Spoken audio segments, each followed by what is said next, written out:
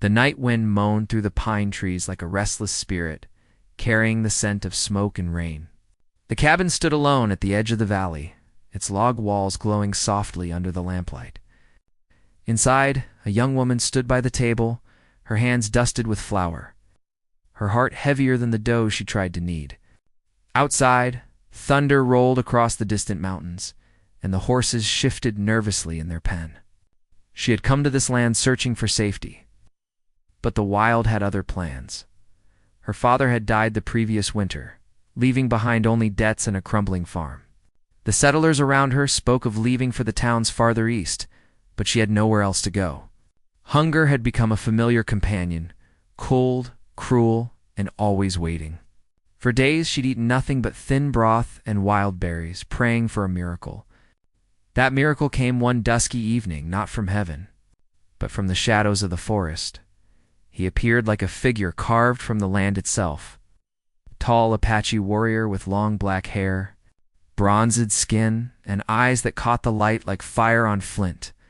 His chest was bare, marked with faint tribal tattoos, and his presence filled the cabin doorway like a storm. She froze, trembling, clutching the rolling pin as if it could protect her. He didn't move for a long moment, just watched her with a strange calm, as if he'd been expecting her fear. When he finally spoke, his voice was deep and steady, with a strange gentleness that made her heart stumble. "You shouldn't live alone here," he said in broken English. "Wolves come. Men too, both hungry." She didn't answer, only glanced toward the rifle by the door. He noticed but didn't reach for his weapon. Instead, he took a slow step inside, letting the lamplight touch his face-strong jaw. Tired eyes, a faint scar near his lip. He looked dangerous, but not cruel. When he noticed her shaking hands, something softened in his expression. "I saw smoke," he said quietly. "Thought maybe someone needed help." Help. The word sounded almost holy in her ears. No one had spoken kindly to her in months. She swallowed hard and whispered, "I'm fine." He looked around the small cabin, the cracked walls, the half-empty shelves, the cold hearth. Then his gaze returned to her face, reading the truth she couldn't hide. "You're hungry." "Freeze," he said simply. His words cut through her pride like a knife. She wanted to deny it, but her stomach betrayed her with a soft growl. He smiled faintly, a ghost of amusement, then reached into the leather pouch slung across his shoulder and placed something on the table: dried meat. Roots, a small loaf of bread. She stared, stunned. "Why would you give this to me?" she asked. He tilted his head as if the answer were obvious. "Because you need it." That night, they shared a silent meal by the fire. She watched him carefully, trying to understand the man who sat across from her, like a spirit from another world. He ate little, only enough to show he trusted the food she prepared. When she offered him her thanks, he nodded once, his gaze lingering on her face a heartbeat longer than it should have. Days turned into weeks, and his visits became more frequent. He would bring wood when her pile ran low, help mend fences, or leave meat by her door without a word. The neighbors whispered, saying she'd been bewitched, but she didn't care. For the first time in months, she wasn't starving. For the first time in her life, someone looked at her like she mattered. Still, she didn't know his name. The settlers called all Apaches the same, with fear and anger, but he was different. There was a quiet nobility in him, a sadness in his eyes that matched her own. One evening, as they stood outside watching the sunset paint the valley in gold and crimson, she asked, "Why do you help me?" He looked at her for a long while, then said, "Once I lost someone who looked like you. I could not save her." His voice faltered, heavy with memory. "Now, when I see you, I remember her face." Her heart ached at his words. She wanted to say something comfort, perhaps, but the wind carried his pain away before she could speak. After that, a quiet understanding grew between them. They didn't need many words. A glance, a touch, the way his hand brushed hers when passing. The bread, it said everything. One night, rain hammered the roof while thunder cracked the sky apart. She woke to the sound of the door creaking open. He stood there, drenched, breathing hard, carrying a deer over his shoulder. Without a word, he laid it on the floor and looked at her. His hair clung to his chest, his skin glistening under the lamplight. She felt her pulse quicken as he spoke softly. You can't live on flour and fear. You must eat. You must live. She stepped closer, her voice trembling. Why do you care so much? He hesitated, then lifted his hand, brushing a strand of wet hair from her face. His touch was warm despite the cold night. Because your eyes, he said, they remind me of hope. The air between them grew heavy with something she didn't understand, something deeper than hunger or fear. The fire cracked softly and her heartbeat drowned out the storm. When he leaned close, his breath warm against her ear, his words were a whisper that would echo in her mind forever. If you make love with me every day, he murmured, you will never go hungry again. For a long moment, she couldn't breathe. His voice was not commanding, it was a promise, spoken with a strange tenderness. She stepped back, her mind spinning. She wasn't sure if he meant hunger of the body or the heart, but the meaning lingered between them like firelight on the walls. She looked at him, trying to speak, but words wouldn't come. All she saw was a man who had given her food, protection, and something more precious, faith. But behind that promise was danger too. It's a kind that could change a life forever. Outside, the storm began to fade, leaving only the whisper of rain. Inside, silence pressed around them, and the air was thick with unspoken truth. She felt torn between fear and desire, between what the world had told her and what her heart now whispered in return. He took a slow breath and stepped closer again, but didn't touch her. I will not force you, he said softly, but if you choose to stay alone, the world will take everything from you. Out there, men will come. Here, I can keep you safe. Her eyes filled with tears she hadn't expected. Safety. The word hurt more than it healed. She wanted to believe him, wanted to trust the warmth in his eyes. But trust was a luxury she'd forgotten how to afford. When he finally turned to leave, she reached out and caught his wrist, her voice barely a whisper. Will you come back? He looked down at her hand, then into her eyes. If you want me to, he said, and then he was gone into the night. She stood by the door, long after he disappeared into the rain. The fire behind her flickering low, his words echoed in her chest, stirring something wild and uncertain. She didn't know if it was love or loneliness, but she knew one thing: her life had changed that night, and somewhere beyond the hills.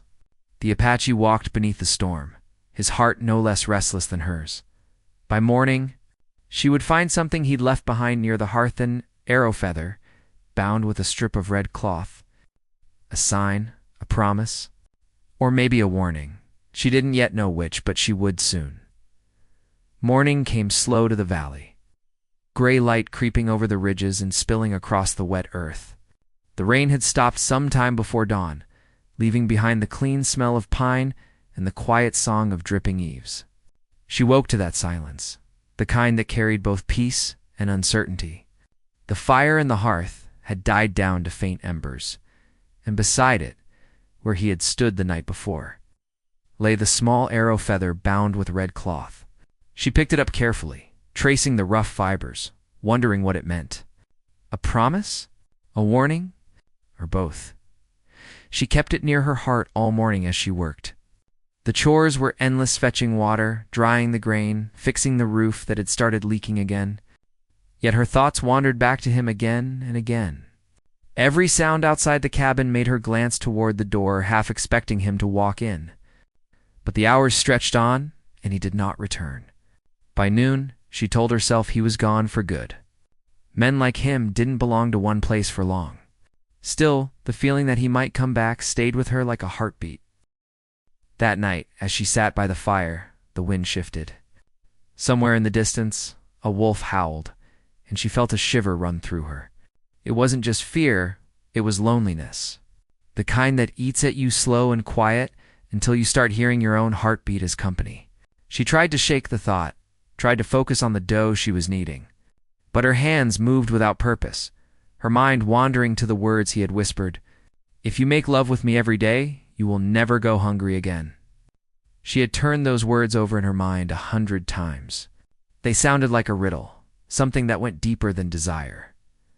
The next morning, she found fresh tracks near the stream, a man's footprints, and the marks of a deer carcass dragged through the mud. She knew they were his. He had been near, watching maybe, protecting her. A strange mix of comfort and unease washed over her. She wanted to see him again, yet she wasn't sure what she'd say if he appeared. Days passed before she finally did. It was late afternoon, the sky heavy with clouds again. She was hanging laundry by the fence when a horse neighed softly from the tree line. She turned and saw him, seated bareback on a chestnut horse, his dark hair loose over his shoulders, his gaze steady on her. For a moment, she thought she was dreaming. But when he dismounted and started walking toward her, her pulse quickened. "You came back," she said quietly. He nodded, his eyes scanning her face as if to make sure she'd been all right. "You kept the feather," he said, noticing it tied around her wrist with a bit of string. "It reminded me of you." She admitted before she could stop herself. A faint smile touched his lips. Then it worked. They stood in silence for a long while, the wind tugging at her hair and the grass swaying around their boots. He looked different this time. There was something heavier in his eyes, as if he carried the weight of a decision he hadn't yet made. She wanted to ask what troubled him, but before she could, he reached into his pouch and handed her something wrapped in deerskin. Inside was dried cornmeal, wild berries, and herbs.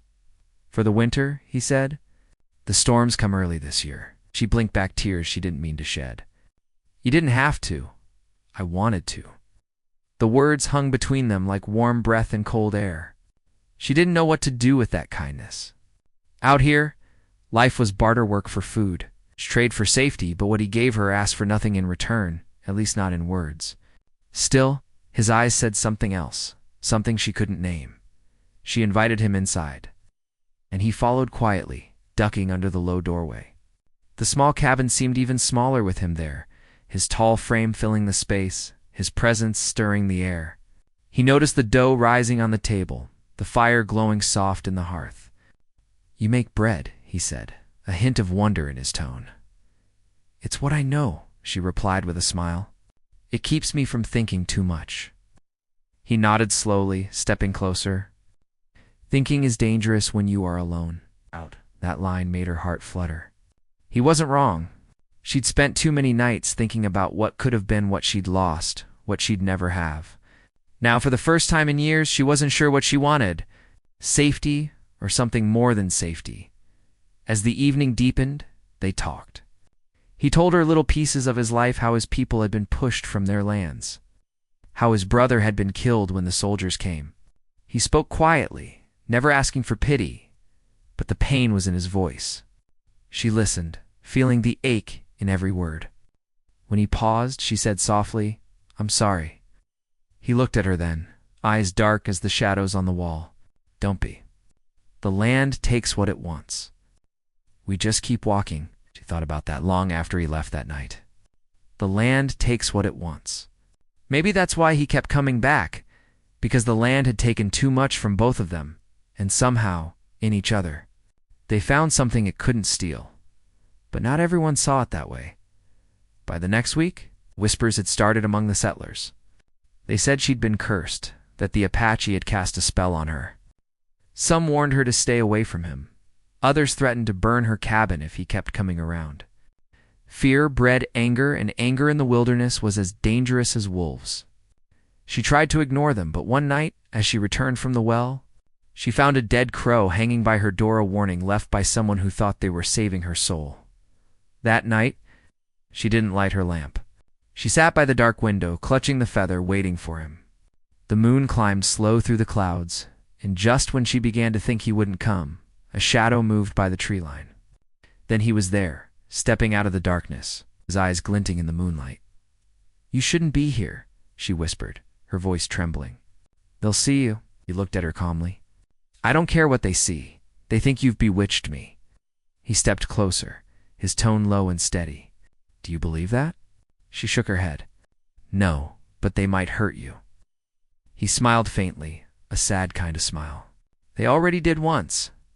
"I survived." Something inside her broke, then the wall she'd built to keep her heart safe. She reached out and touched his hand, rough and warm from the trail. "Why do you risk it?" His eyes met hers, unwavering. Because hunger is not only for food. You know that? Her breath caught in her throat. The words struck deep because she did know.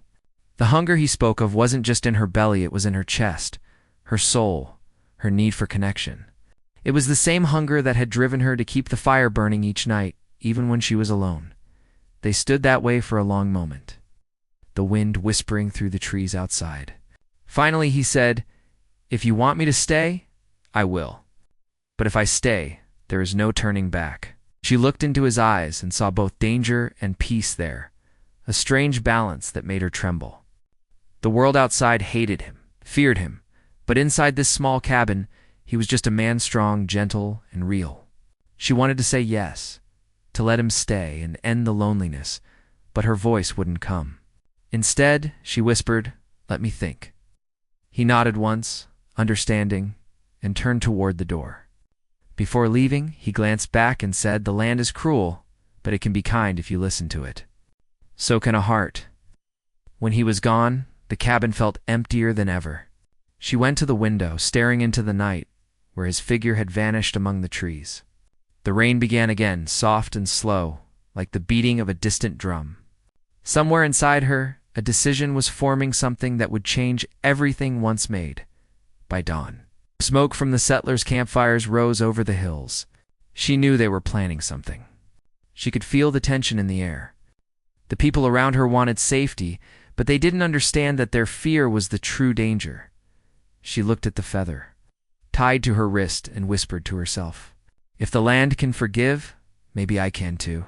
Outside, the forest waited in silence, holding its breath. And somewhere deep among the trees, the Apache warrior waited too, unsure if she would call him back. Core, let him go forever. The choice, and all the hunger that came with it, still hung in the air like the last note of a song not yet finished. By the next week, the valley felt different, as if the weather itself had chosen sides. The wind came down cold through the pines and pushed smoke flat against the roofs. Wagon ruts filled with thin ice. The woman kept the fire high and the door barred, yet she felt watched, not by the warrior this time, but by eyes from her own side of the ridge. At dusk, a group of men rode past, slow and heavy in their saddles, faces wrapped in scarves against the cold. No one spoke. One rider touched the brim of his hat to her in a way that felt less like respect and more like a warning. She shut the curtains and stood still until their hoofbeats faded. Word had spread that the Apache had been seen on her land. In the town, the talk grew feverish. The preacher spoke of keeping homes pure. The storekeeper grumbled about stolen cattle, though none were missing. The blacksmith, who had always treated her kindly, stared at his anvil and said nothing. The new sheriff kept a careful, measured tone, but made note of who came and who left the meetings. That was the way of the frontier. No one wanted trouble, but trouble came to them anyway, riding a horse with no brand. The warrior knew it too. He watched from the tree line, leaving gifts only in darkness now. A bundle of sage to keep sickness away. A pouch of ground corn. A water skin filled at a spring he trusted. He moved like the shadow of a hawk, never staying where a man could point a finger and say, "I saw him." Yet hunger for more than food drew him back to the little cabin, even as duty pulled him toward his own people. The elders kept counsel near a dry wash, a day's ride away. He had sat with them that week, listening as they weighed their dwindling stock. The early frost that had bitten the beans, the way soldiers watched the trails. He said nothing of the woman at first. Then he did, because truth that heavy sinks a man. The oldest woman among the elders listened with her eyes closed. When he finished, she said, "The land is a mother with two hands. One feeds, one disciplines. Ask which hand you reach for." Another said, "If the settlers raise a line of rifles, they will not aim at the sky. They will aim at our sons." A younger hunter, hot with anger, accused the warrior of forgetting his own blood. The warrior did not shout back. He simply held the younger man's gaze and said, "I remember every name," then walked into the night. He could feel the weight of their fear riding behind him like a second shadow. In the cabin, the woman baked bread each morning. Oh, the smell rising as sure as prayer. She tied the feather at her wrist tighter when she stepped outside. She kept the rifle by the door but never touched it when he was near. Their talk grew more open in the quiet hours. He told her where the water stayed clean, even when storms churned the river. She told him how to stretch flour when the barrel ran low. He taught her to read weather from birds. She taught him the secret speed of yeast. In those simple trades, a strange trust took root. Yet the promise he had whispered hung between them, warming and unsettling at once. It was not only about beds and bodies, it was about a life joined against hunger.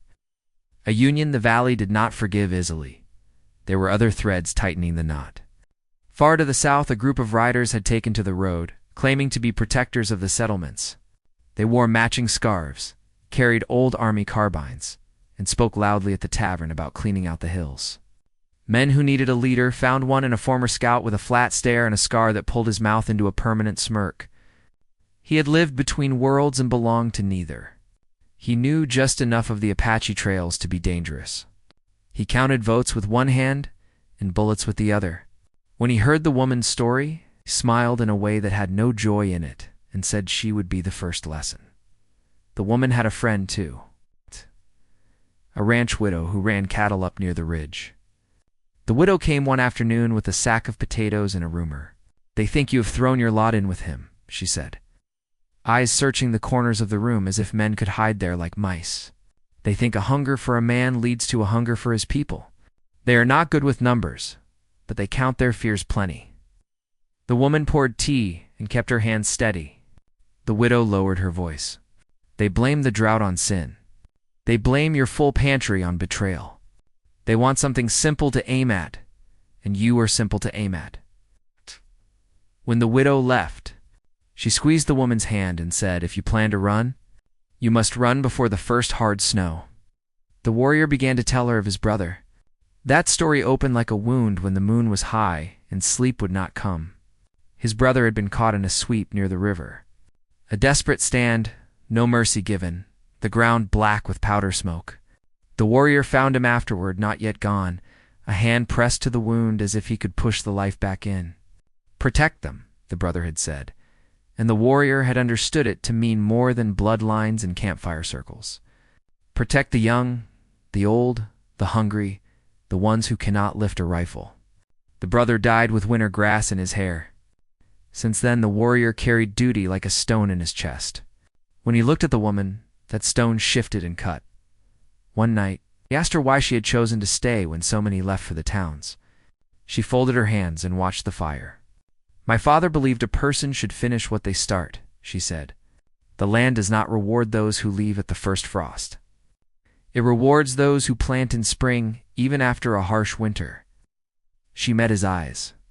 "Sometimes I think I stayed because I am stubborn. Sometimes I think I stayed because I hoped someone would find me." He wanted to say I did, but he kept the words behind his teeth. Because the world outside their small circle had ears, the sheriff paid a visit soon after. He came alone, coat buttoned against the cold, hat low, eyes tired but sharp. He spoke with the quiet authority of a man who prefers peace but knows violence by name. "There is talk of a posse," he said, glancing at the bread cooling on the sill. "I cannot stop talk. I can shape what it becomes sometimes." He set a folded paper on the table.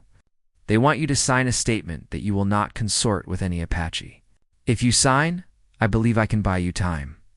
If you refuse, I believe time will not be for sale." She did not touch the paper. He looked at her as a father might look at a child who has chosen a hard road. "I am asking you to be careful. Words become matches. Matches become fire." He tipped his hat and left, boots dragging slightly in the dirt, as if they, too, were tired. She burned the paper that night, not out of defiance for show, but because her hands would not let her mark a promise she could not keep. When the warrior came, he watched the ink melt into cinders and said nothing. Approval and worry braided together in his gaze. "They will come soon," he said. She nodded. "Then we must be ready." They spent that evening packing food and cloth, filling a small chest with what could be carried quickly. He showed her the back trail through the cottonwoods where the ground kept secrets. She showed him the bridle she had mended and the boots she had patched. They did not say the word run out loud, yet each step and strap was shaped for it. A subplot of mercy curved into the path then. The widow from the ridge brought a boy to the cabin, thin as a rail, fever bright in the eyes. He had been found near the river, lost from a wagon train, his speech a confused mix of places and pains. The woman pressed cool cloth to his forehead through the night. The warrior brought willow bark and a prayer in his language, spoken low enough not to wake the boy. At dawn, the fever broke like a dam letting river flow. The boy's thanks were half words, but his smile was a sunrise. For a few hours, the cabin felt like a small town of its own, built on helpful hands instead of suspicion. The woman saw the warrior watch the sleeping boy, and she understood that his promise about hunger had always included children. The protectors rode out that same morning. The scout with the scar had an old army map that showed trails like veins. He traced one with a blunt finger and said the Apache would use it when pressed. He aimed at press. The men with him drank coffee and tightened cinches, telling themselves that danger looks like a different face. Behind them, the preacher gave a blessing.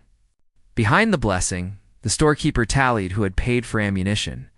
The blacksmith looked north toward the ridge and cursed softly, because he knew iron can be made into plow or spear, and it is a man's choice that decides. The warrior's people felt the stir as well. A runner came to the council fire, chest heaving, and spoke of riders and rifles. The elders looked toward the hills and asked the wind what it would bring. Some argued for moving camp at once. Others said to wait because winter roads can be crueler than men. The oldest woman, who had closed her eyes before, now opened them and said, "A man who lives between two fires learns which one cooks and which one burns." The warrior knew the proverb was aimed at his heart. He saddled his horse and went to the ridge, where one could see both the cabins and the camp.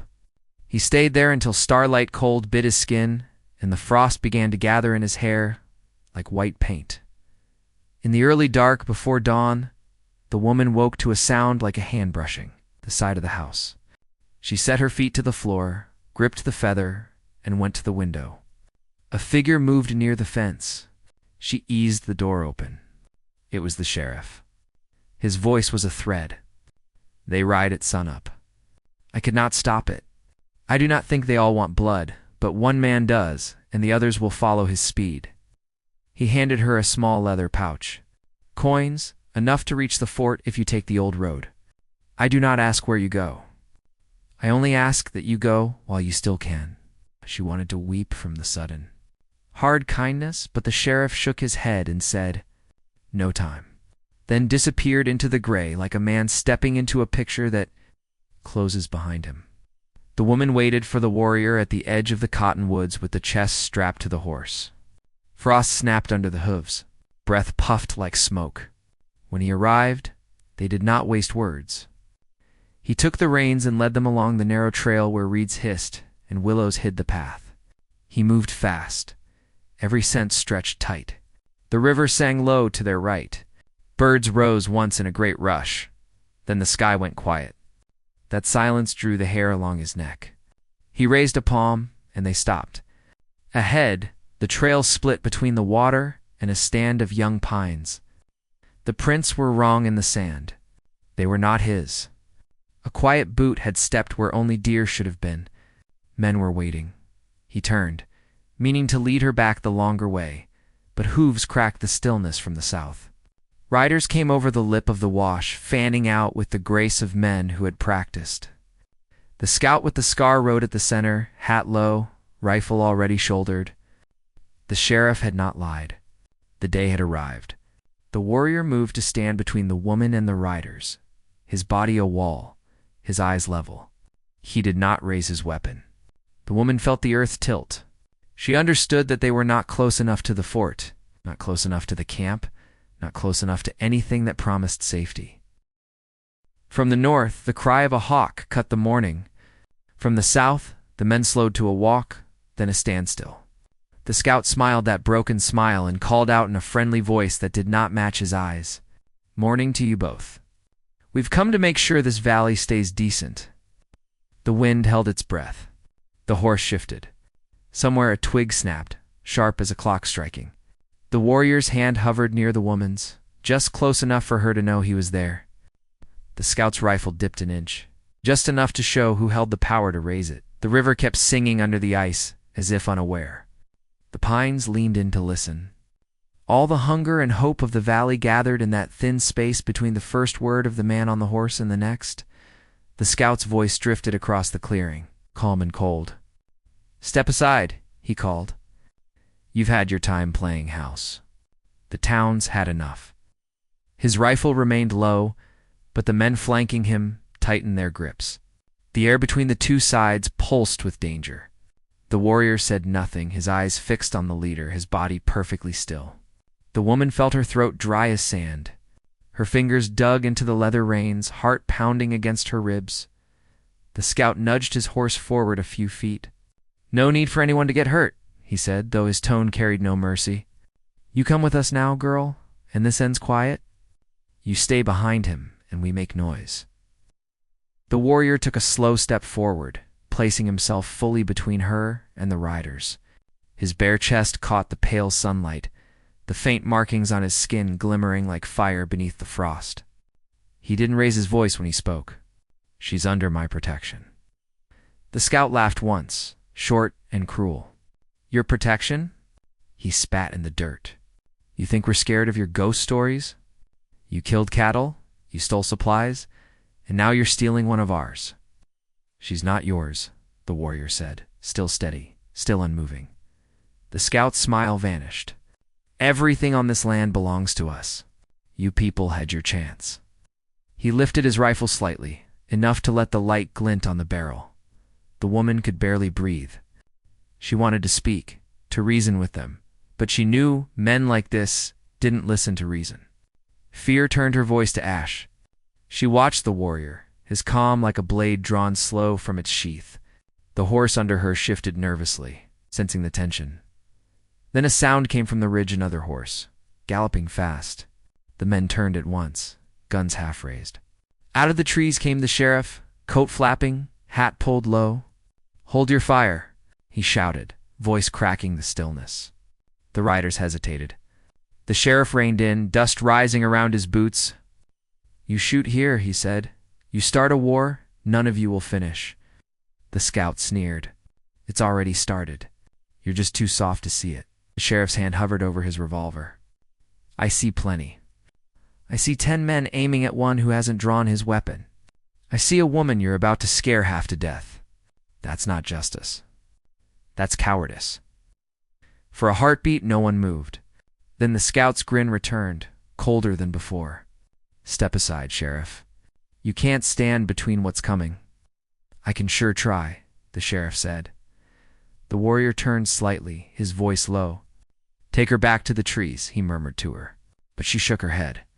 "No," she whispered. "I won't leave you." Before he could answer, a shot cracked the air. It came from one of the riders at the edge. Nervous, unplanned, too soon.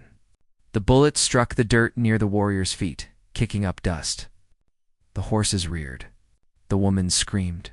The sheriff drew his gun, and chaos exploded. Smoke filled the clearing as rifles flashed. The warrior grabbed her and pulled her down behind a fallen log. Bullets hissed through the air, splintering bark. He raised his own rifle, took careful aim, and fired once. One of the riders fell from his saddle with a cry. The scout shouted orders, cursing the men who fired early. The sheriff yelled for them to hold, but his voice drowned in the roar. The warrior's movements were swift and sure, every motion born of experience. The woman watched him reload, steady and calm despite the storm. She clutched the feather at her wrist, praying the land would spare them. Then the scout fired again. The shot grazed the warrior's shoulder, tearing flesh. He grunted, staggered, but stayed standing. Blood ran down his arm, dark against his skin. The woman reached for him, but he pushed her hand away. "Stay low," he said, voice tight with pain. "Stay alive." From the trees behind them came another sound, hooves, fast and many. The woman turned and saw shadows moving through the mist. At first she thought more riders were coming from the town, but then she saw the feathers, the painted faces. The Apache, they rode in silence, bows drawn, moving like ghosts through smoke. The scouts' men turned too late. Arrows whistled through the air, striking with deadly precision. Horses reared and screamed. Panic ripped through the riders. Some fled, others fired wildly into the trees. The valley echoed with gunfire, and the fierce cries of men who realized too late they had become prey. The sheriff took cover behind a boulder, shouting for everyone to stop, but no one listened. The warrior fired again, this time to protect the sheriff as much as the woman. He was bleeding badly now, his breath shallow. The woman crawled to him, pressing her shawl against his wound. "Please," she whispered, "you have to stop the bleeding." He looked at her, eyes soft, despite the pain. "Not yet," he said. "It's not over." The scout, seeing his men fall, turned his horse and aimed straight at them. The rifle in his hand gleamed in the firelight. "You think you can hide behind her?" he shouted. "You think the land belongs to you?" He raised the rifle. The warrior stepped in front of her again. The shot rang out. The warrior fell to one knee, clutching his side. She screamed and pulled him close, but he pushed her away, eyes locked on the scout. With trembling hands, he reached for the bow slung across his back. The movement was slow, heavy with blood loss, but his aim didn't waver. The scout steadied his rifle for another shot. Then another sound cut through the chaos, the sheriff's revolver. A single shot. The scout's body jerked backward and tumbled from his horse. Silence followed, sudden and deep, broken only by the ragged breathing of the wounded. The remaining riders scattered. The Apache melted back into the trees as quickly as they'd appeared. Smoke drifted across the clearing. The woman knelt beside the warrior, pressing both hands to his wound, tears streaking her face. "Don't close your eyes," she begged. "Please don't." He smiled faintly, lips pale. "You're safe," he said, voice barely a whisper. "That's all that matters." The sheriff limped over, gun still smoking. "We have to move," he said, scanning the tree line. "There'll be more coming. Town won't rest after this." She looked up at him, desperate. "He's hurt bad." "I know," the sheriff said, glancing at the warrior with a strange mix of respect and sorrow. "But he saved us all." The warrior tried to stand, but the pain forced him down again. He gritted his teeth, shaking his head when she tried to help. "Not here," he said softly. "Too many eyes." The sheriff nodded grimly. "Take the river trail. There's an old hunting cabin past the bend. You'll be hidden there." He looked at her one last time. "I'll tell them you're gone." She helped the warrior to his feet, his arm heavy around her shoulders. They moved slowly, following the river as the first light of dawn touched the valley. Behind them, the clearing lay silent, scattered with smoke and sorrow. Every step felt like walking through a dream that could end at any moment. His breathing grew weaker, but he didn't complain. "Why did you come back for me?" she whispered. He looked at her, eyes dark with pain and something deeper. "Because hunger doesn't stop when you're fed," he said. "It changes shape. It becomes love." Her heart broke and healed all at once. They reached the edge of the trees where the mist hung low over the river. She turned back one last time. The valley looked peaceful from here, but she knew peace was a fragile thing, like a promise whispered in the dark. She helped him onto the horse, then climbed behind him, holding tight. The feather on her wrist fluttered in the wind. Somewhere behind them, the sheriff's voice echoed faintly, shouting at men she could no longer see. House. The world felt smaller. Now, reduced to the beat of hooves and the rhythm of his breathing against her cheek. They rode until the sun was high, the trail winding deeper into the wild. Each mile put more distance between them and everything they'd known, yet danger clung to the wind like a scent that refused to fade. Ahead lay the unknown, maybe safety, maybe another storm. But for now, as the land stretched wide and wild before them, only one truth filled her heart. Love had taken root in the hardest soil, and though the world might hunt them for it, that love was the one thing that could not be starved. The valley. Behind them slept beneath its veil of smoke, holding its breath, waiting for the moment when the story would finally break open. The storm wasn't over. It was only gathering strength. The horse's hooves beat softly against the damp earth as the woman guided it along the river trail. Mist clung to the ground, wrapping the valley in a quiet stillness, after the storm of gunfire. The warrior leaned heavily against her, his breath shallow, his skin burning hot beneath her hands. She whispered to him, urging him to stay awake, to hold on just a little longer. The wound had slowed his strength, but not his will. Every time she thought he might slip away, he would tighten his grip around her waist, as if the warmth of her body tethered him to life. They reached the old hunting cabin by noon. It stood half hidden beneath the slope of a pine ridge, its roof bowed with age but still sturdy. She helped him down, half carrying, half dragging him through the door. Inside, the air smelled of cedar and dust. She laid him on a cot and tore strips from her dress to bind his wound again. His eyes followed her movements, heavy with exhaustion but full of trust. "You're safe here," she said softly. "I'll take care of you now." "You already did." Days passed in slow silence. The forest around them seemed to hold its breath. She nursed him with what little she had, boiled herbs, clean water from the stream, and bits of bread she baked over the fire. Sometimes, when fever took him, he murmured in his own language, words she didn't understand but could feel. She sat beside him through each night, whispering stories from her childhood to keep the dark from swallowing her hope. Outside, winter crept closer. The frost thickened on the windows, the trees turned silver, and the river began to harden at the edges. Each morning, she would step outside to gather wood and scan the horizon, afraid she might see riders again. But there was only stillness. The sheriff had kept his word. The town stayed quiet. Perhaps out of shame or exhaustion, no one came for them. One morning, she awoke to find him sitting up, pale but stronger. His eyes caught the sunlight filtering through the cracks in the cabin walls. "Shh. You stayed," he said. "I promised," she replied. He nodded slowly, looking around the small cabin. "This place is like the land itself. It's broken but still standing. They spent that day in quiet work." He helped her patch the roof, even though every movement brought a wince of pain. She cooked stew from dried beans and herbs he had brought before the storm. The scent filled the cabin with warmth. For the first time in weeks, they both ate without fear of interruption.